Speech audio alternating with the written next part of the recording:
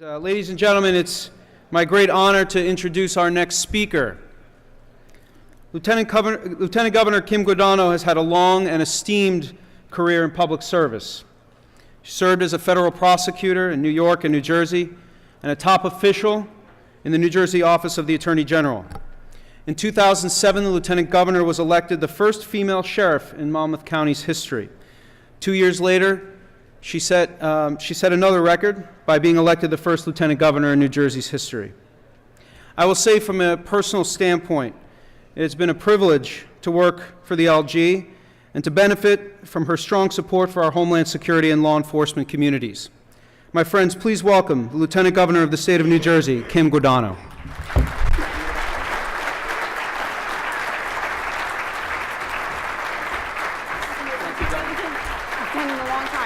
All right, everybody. Anybody who knows me knows you got to sit down. We got a lot of work to do.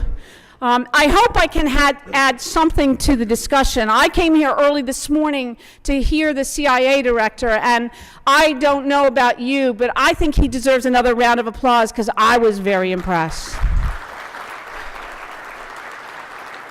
I also say that because he recommended that we all become systems engineers, and while it is far too late for me to give up my law degree and go back to law school or go back to engineering school, I have to say that my firstborn son is a graduate of the United States Air Force Academy, is a systems engineer. So I gave it the office. All of you have to give a little bit, and that's what we're going to talk about a little bit today. I am not qualified to talk about the terrorist activities that each of you have heard about this morning. I'm not going to pretend to do that because everyone in this room would know better very, very quickly. But the one thing I do know is that we're all here because of something that happened 10 years ago, more than 10 years ago, in 2001. It led to a conference like this that brought us all together. Having worked on the federal side and the state side, and now once in the private side, and now on the government side, I understand that in 2001, and probably before that, we rarely communicated. I can say that from knowledge myself, because when I left the U.S. Attorney's Office, and I know Paul Fishman is here, when I left the U.S. Attorney's Office and went to work in the Attorney General's office, I literally swore in an entire squad of FBI agents to help us work corruption cases in the Attorney General's office. It was the first time they had ever done that.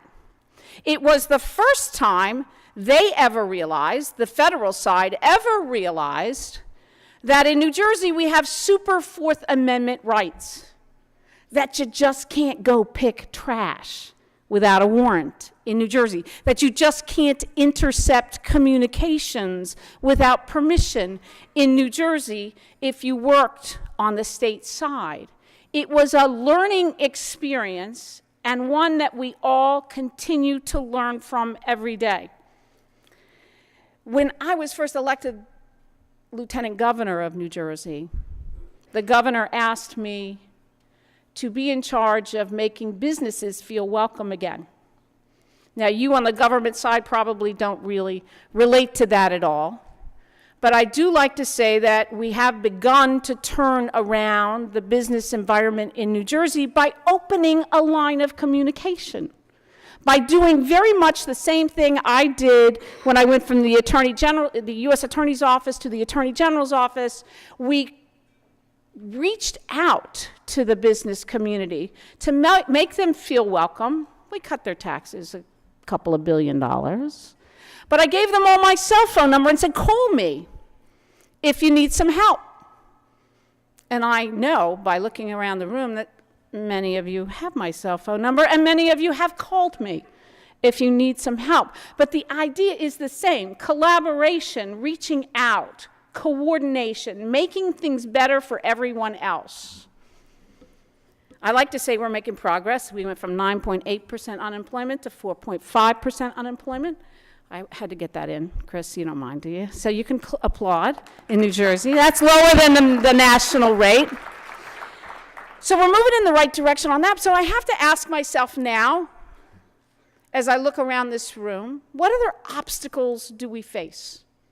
How else can we do something good for the people of New Jersey? And if you were to ask the business people in this room, I think you would get, in one way or another, the same answer. How do I protect my data? How do I make sure I'm secure? And I don't care if you're an institute of higher education. I don't care if you're a utility. I don't care if you're a business. And I don't, frankly, care if you're a law enforcement agency. The question is always the same. How do I secure my data? And we all have examples of data breaches. Just open up your own device, whatever it is right now, and see how many people's emails were hijacked with a nasty email that you all now know not to click on, or your whole system would blow up. If you talk to people, they will tell you that their worst fear, at least with respect to business, is the cyber security of their data. An excellent example of how we're responding to that is what the Director of Homeland Security has already done. He saw that we weren't talking to each other, so he created the Cybersecurity and Communications Integration Cell. Only a politician would say something. Cybersecurity and Communication Integration Cell, but its acronym is NJKIC. It's the state's one-stop shop for cybersecurity information sharing. There's a concept. Threat analysis, there's another concept. And incident reporting, so we can all learn where the next attack is going to come from. There was a void in that level of communication, and we understood there had to be a centralized place to do it, and Chris Rodriguez and his group stood up for that, and for that, Chris, I thank you, and we all thank you, don't we? His parents are here, come on. So today's challenge for all of us is, how do we follow the Office of Homeland Security's lead? How do we coordinate? How do we continue to talk? How do we get together on the problem of preserving all of our data? And it has to be a private-public partnership, because no independent person can afford to do this on their own. It can't be done by ourselves. There are millions and millions of dollars, maybe billions of dollars lost, because cyber sleuths on the wrong side, that would be what I call the bad guys. I come from Brooklyn, I can say that. The bad guys steal your information, and they are betting that you in this room don't talk to each other. We have to debunk that myth, and we have to start that fight, and we have to continue communicating in conferences like this, not just at the governmental level, but the governmental level. Talking to the private business level, talking to the faith-based level. And then, of course, we got to find a way to fund it. That's for Senator Cory Booker later on this afternoon. Everybody ask him that question. You tell him I said he has the money, if you don't mind. Today's 10th anniversary is as much about what we heard this morning, which is the clear and present danger presented by attacks of all sorts, as it is about what we're going to do today to fix it, and in the future to solve it. Now, I can't talk about the cyber attacks, like I said, but I can talk about how we should be working together to combat the problem tomorrow. New Jersey businesses are not just at some risk for cyber attacks or assaults or data breaches, they are at high risk. I am told that it's been said that New Jersey has the most dangerous 2 miles in the world that begins at exit 13A, goes to the airport, and then goes to the ports.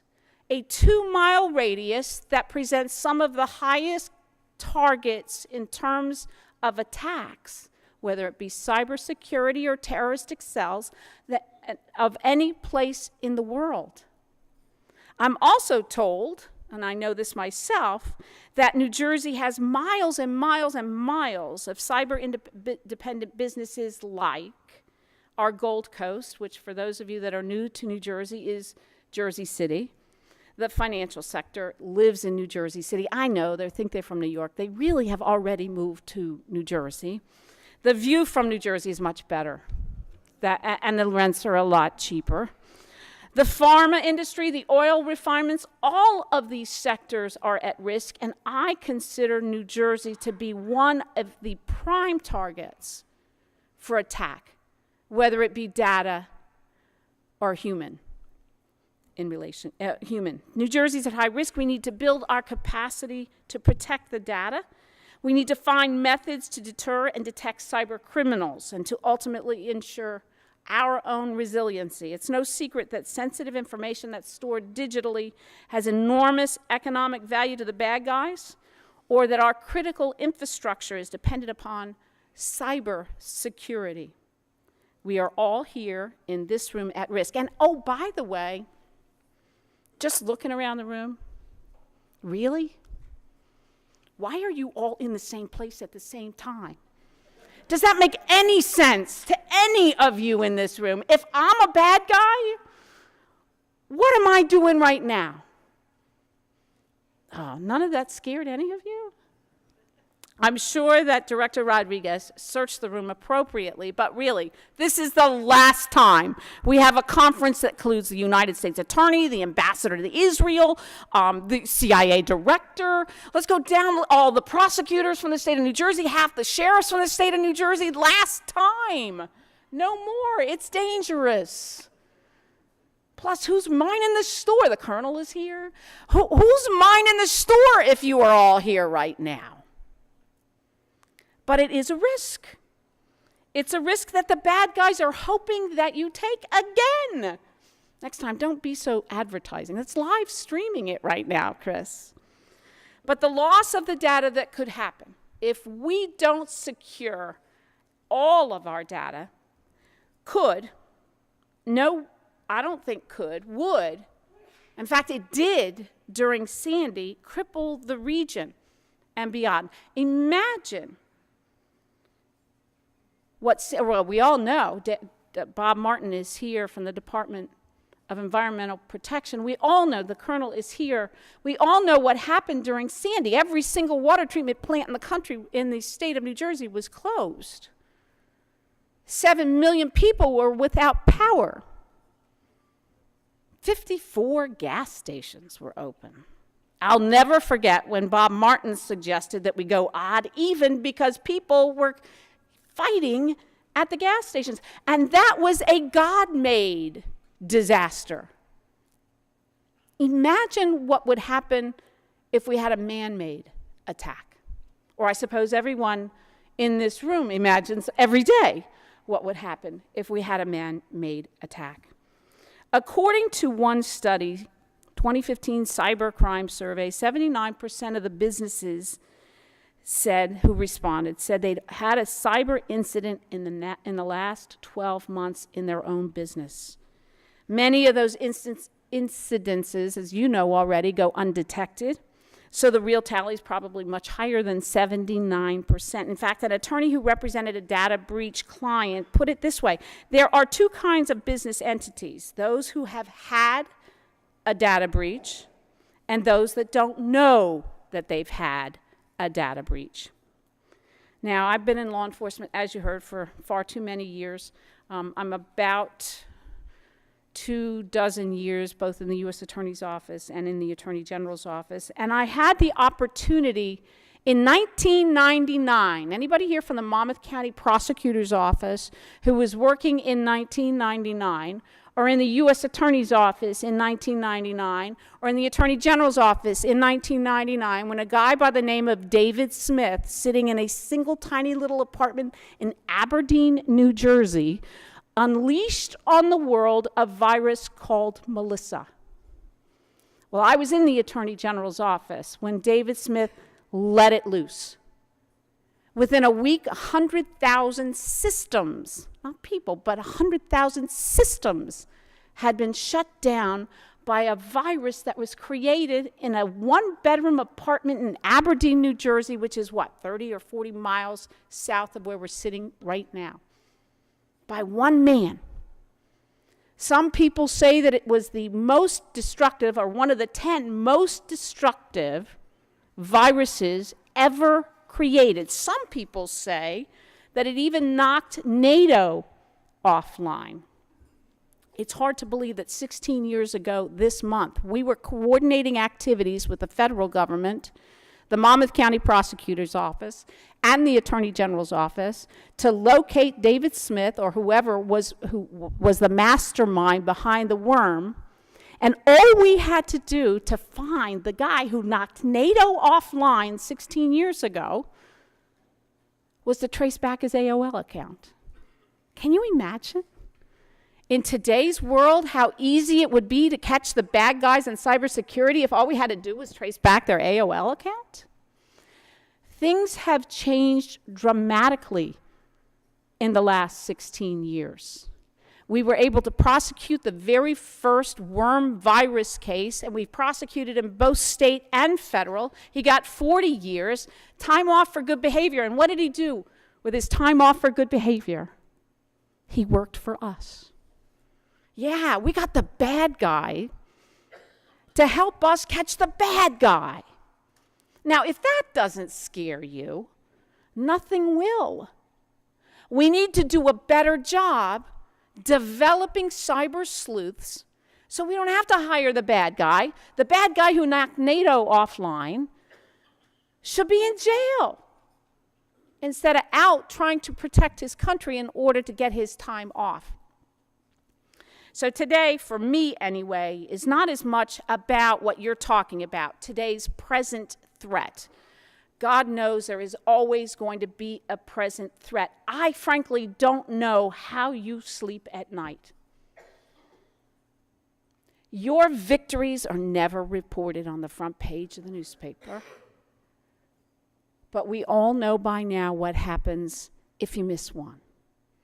Now, I'm not going to be good at the numbers. I think Director Rodriguez knows them better than I do, but it's my understanding that before the Paris attack occurred, the one that made all of the newspapers, the one they missed, there was upwards of a dozen, maybe more, unreported attacks that were caught.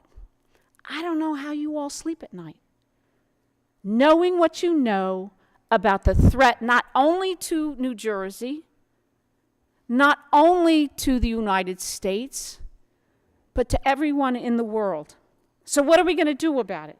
How are we going to help you sleep better at night, frankly? What we have to do is get better at educating the next generation. Take a look around, because I did already. I would bet you $5 there's few people in this room under the age of 30. Few. We need to bring these young people up. We need to tell these young people that there are jobs available to them. And my God, they're well-paying jobs. They are. Okay, everybody's around the table looking, saying, okay, who's the one under 30? I see it over here. Most of us never had a computer growing up. I was the first person in the Southern District of New York as an attorney to have a computer.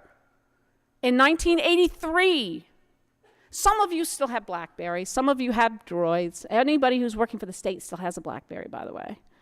But the rest of us have iPhones that we've all had to go to school to learn how to use. Our children are growing up on those tools. Our children play their games on their iPhones. Those are the people we need to grab now and get them interested in what you do. Don't scare them to death, please. But get them interested. They're high-paying cybersecurity jobs. The demand in New Jersey alone is 137% higher than it was 5 years ago for cybersecurity in the area of financial crimes. If you're in IT now and you decide to go into cybersecurity, you're going to make 10% more than anybody else in IT, and you guys already make a lot of money. if you're in the private sector anyway. Your average, somebody laughed. Your average salary, if you go into cybersecurity, is up to 10% greater than if you just go into IT. There's jobs available. The money is really good. The problem is right now in New Jersey, we're not doing enough to grab not just our college kids, but our K through 8. They get their first iPad, they get their first Chrome, they get their first iPhone before they go to school. So in New Jersey, I need your help. And if I can get your help, we will all help you, and we will all help your children be more safe as time goes on.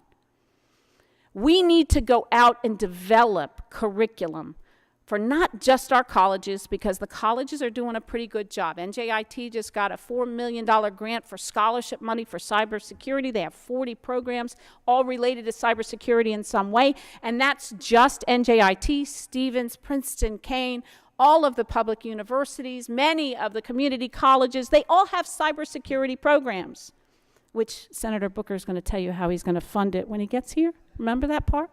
Somebody has to ask him. But we have to go to our K through 12.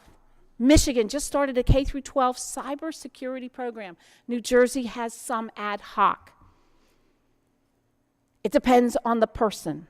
Mandy Galante in Red Bank Regional, anybody live in Monmouth County? She has a cybersecurity program that she started 13 years ago for her high school kids, and basically what they do all day is hack into people's accounts. How cool is that if you're a high school kid? And she was named as the Air Force Association's Teacher of the Year in 2011 for a program that she developed by herself after she left, I understand, Fort Monmouth when they moved out of New Jersey. Those are the kinds of programs we need to develop so that when we're gone or we're retired, there are people to protect us, people to keep us safe. And we have to start it now. Because I don't know, I'm 56 years old. I only got a couple more years, no matter what I do in my future. And so our job in this room is to be a Mandy Galante. Go to your schools. Go to your K through 12 schools. Go to your any of your community programs. You are the smartest people in the room. You know what the risk is. And you know how important it is to make sure all of you have somebody to replace you when you're gone. That is the only way we're going to keep New Jersey safe. That is the only way we're going to keep the United States safe. And that is the only way we are going to beat the terrorists at their own game. You are going to hear this afternoon that some of the terrorist messages are sent through a PlayStation 4. If you think I'm kidding about the need to educate these kids about cybersecurity and being on the good side, listen carefully to what you hear about how the bad guys are now communicating. With your help, each one of you can be a combatant for the good side of cybersecurity and for the good side of making sure all of us are safer in New Jersey. That's my goal. Help me with that goal. If you need anything, Bob Martin has my cell phone number. Thank you very much, everybody, for having me today.